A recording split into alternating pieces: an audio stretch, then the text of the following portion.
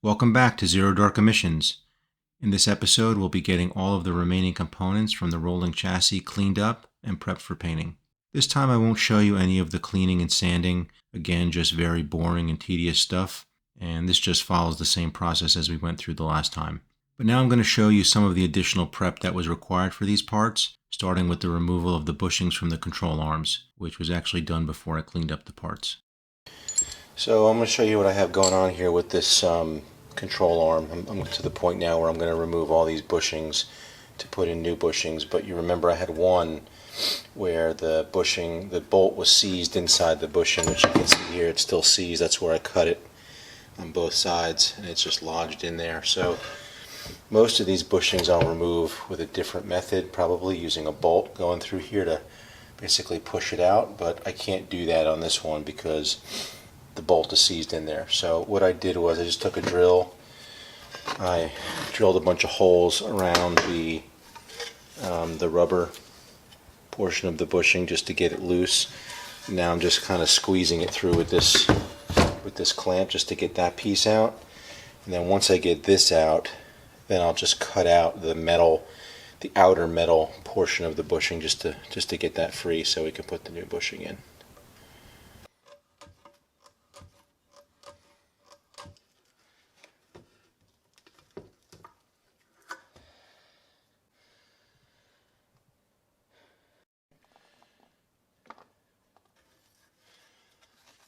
Here's the outer portion of the metal bushing that'll need to still come out. I'll just slice that with a Sawzall and crimp it in and then pull it out.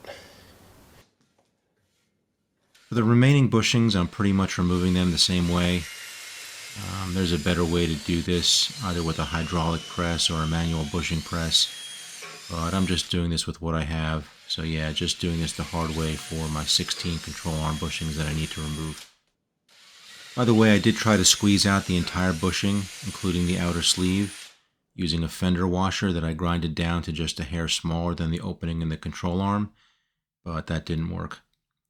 The threads on a grade 8 bolt running through the bushing just can't handle the amount of pressure required to remove these bushings in one shot.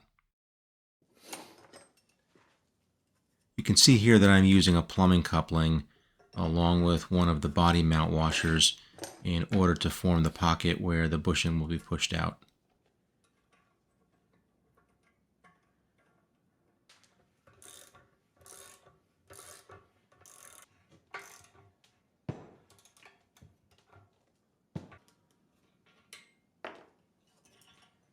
Once I get most of the inner sleeve of the bushing pressed out, I can pull it the rest of the way along with the remaining rubber.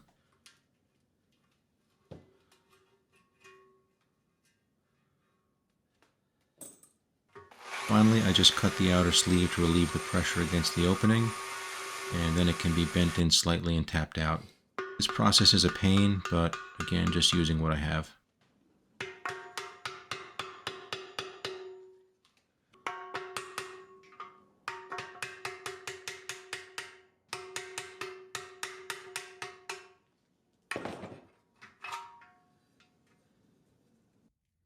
And after removing all 16 bushings, here is the mess left over. I am going to go ahead and put the new bushings in now, ahead of painting, since these are a little tough to get in and I don't want to mess up the paint.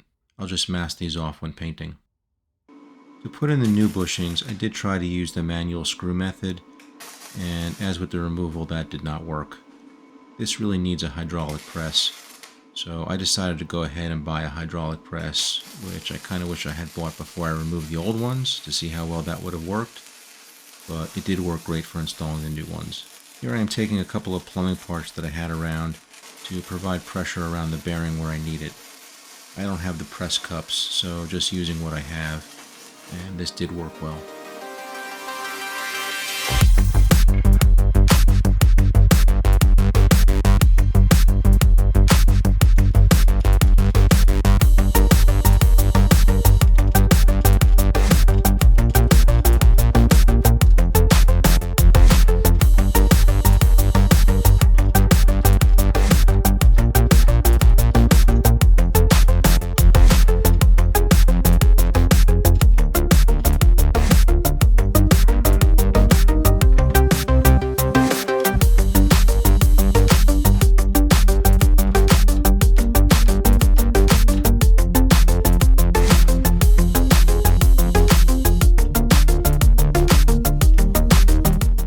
pressed in the new bushings at the larger lower control arms. I applied pressure directly at each point on the arm, but at the smaller upper control arms, each end would not fit into the press, so I had to press against the entire arm, and I also pressed in both bushings together. I was concerned about bending the arms at the larger lower control arms, but the upper ones are braced closer to the bushing points, which is why I had to press against the entire arm instead of each point. So these were not really in any danger of bending the arms.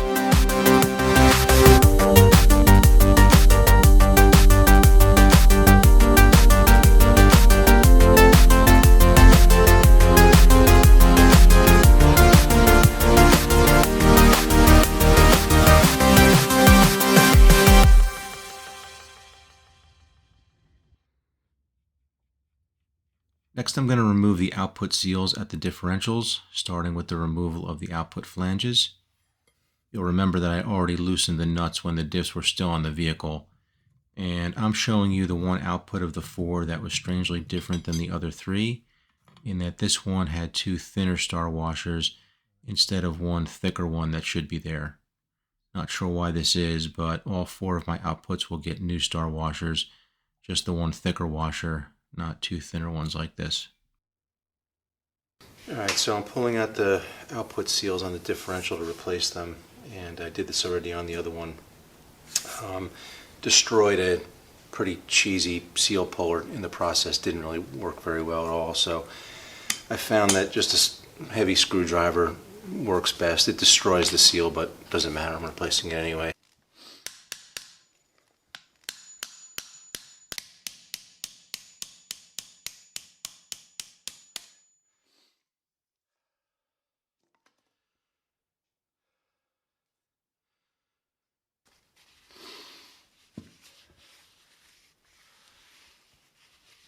As with the control arm bushings, I'm putting in the new output seals at the diffs ahead of repainting, since they are a little aggressive to get in and I don't want to mess up the paint. I'll just mask these off before repainting.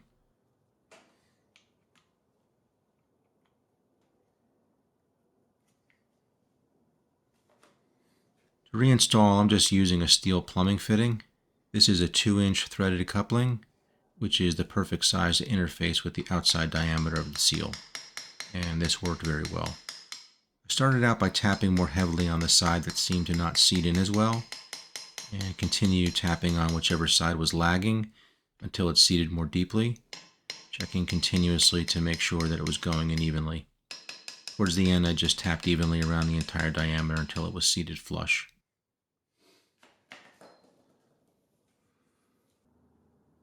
And there is a look at the reinstalled seal. I don't think I had any leaks at the diff covers, but I'm going to go ahead and remove the covers anyway, just to make sure that I have a good seal. Easier to handle now than later.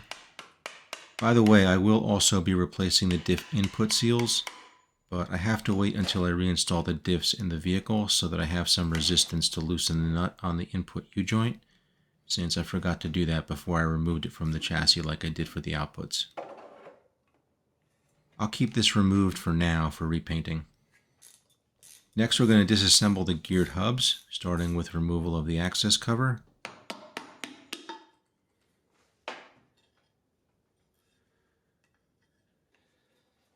Next, we'll pull the input seal, which will be replaced with a new seal.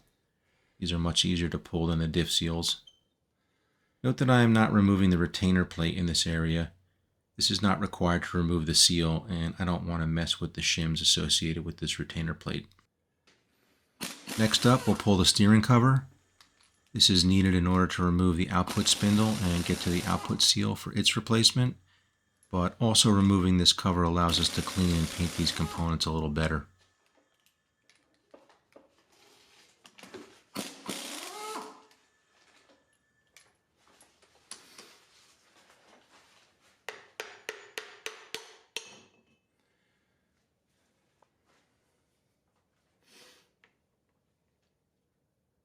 With the steering cover off, we can now tap out the 2 tabs in the washer key that lock the retainer nut in place. I'm just using a nail set for that.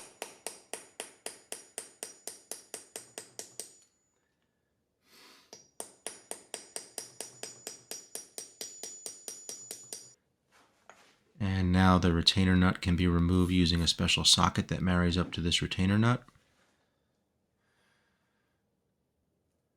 Coming off here are the retainer nut,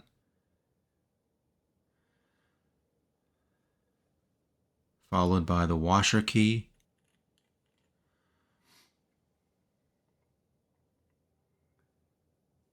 followed by a flat washer that is also keyed into the spindle shaft, followed by the bearing,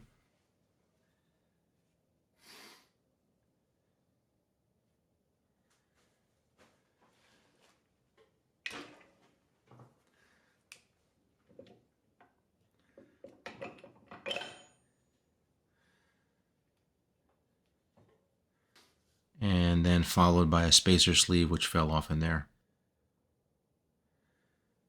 And then on the other side there is a smaller spacer sleeve. It usually falls off inside the housing like the other one did, but this one stuck to the spindle. Now we'll remove the output gear, which is now just sitting loosely in there.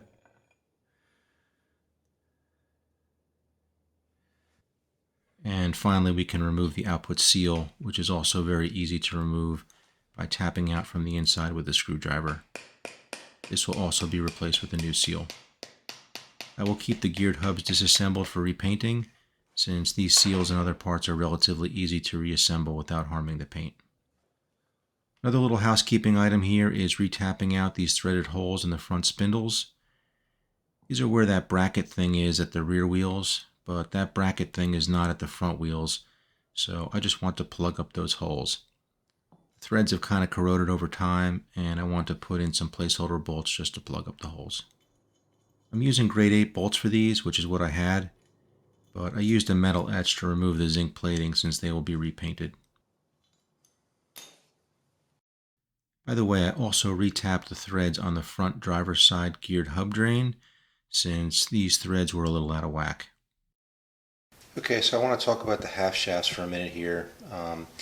This is one of the half shafts that was removed from my vehicle, and you can see I have the boots taken off on both sides.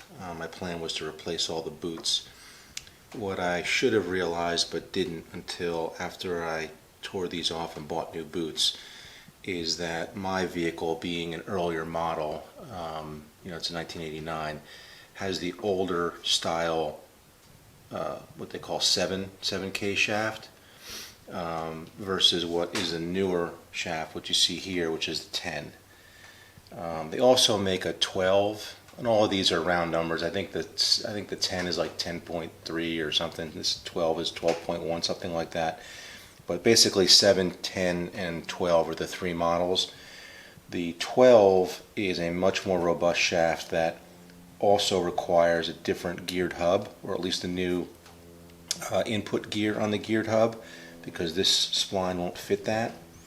But the 7 and the 10 are interchangeable, and so bottom line is that changing the boots on the 7 is next to impossible. There's a different type of retainer for this carriage that's in here, and you basically have to destroy this and you can't replace it. They don't make these anymore, they're discontinued. The 10 is a replacement for the 7. It has the same splines that'll fit in, same connections on both ends. So bottom line is I'm not replacing the boots on these. It's basically impossible, in addition to the fact that I just want the better half shaft anyway, the more robust 10.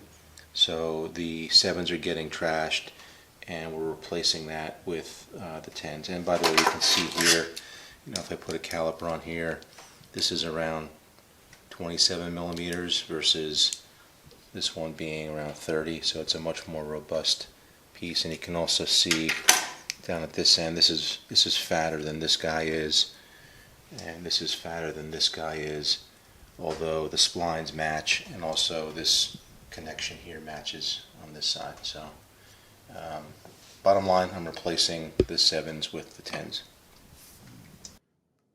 Next up, I'm going to replace the fixed tie rod ends at the rear, since they also have bushings that have old rubber, a little penetrating oil to help loosen it up, and a piece of rebar to spin it out.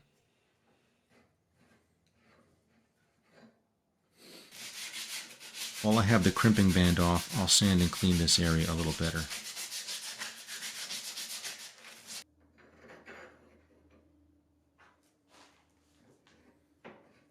When putting the new piece back on, I'm taking care to install them at the same length as the existing, basically counting the same number of threads to hopefully keep the alignment intact.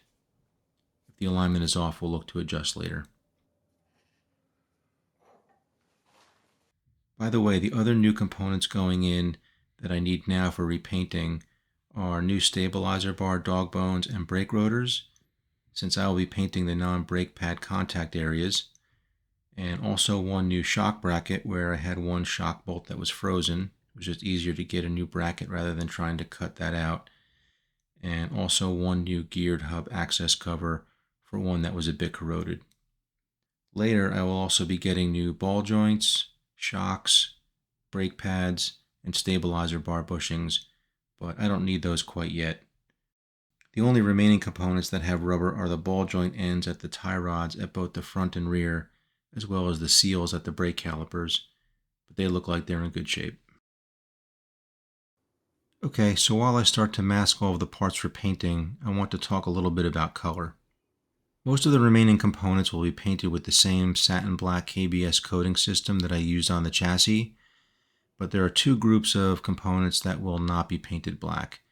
And these are the brake components, which will be painted a burnt orange, and the drivetrain components, which would include the diffs, half-shafts, and geared hubs, as well as the steering components, both of which will be painted a dark gray. The only exception there will be the spindles at the geared hubs, which I will keep black, since these are visible against the rims, which will also be black.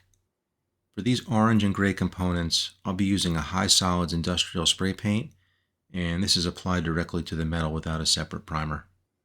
I was a little concerned about using orange, since orange will be the color of the high voltage electrical cables, and I want to avoid any confusion when it comes to the high voltage.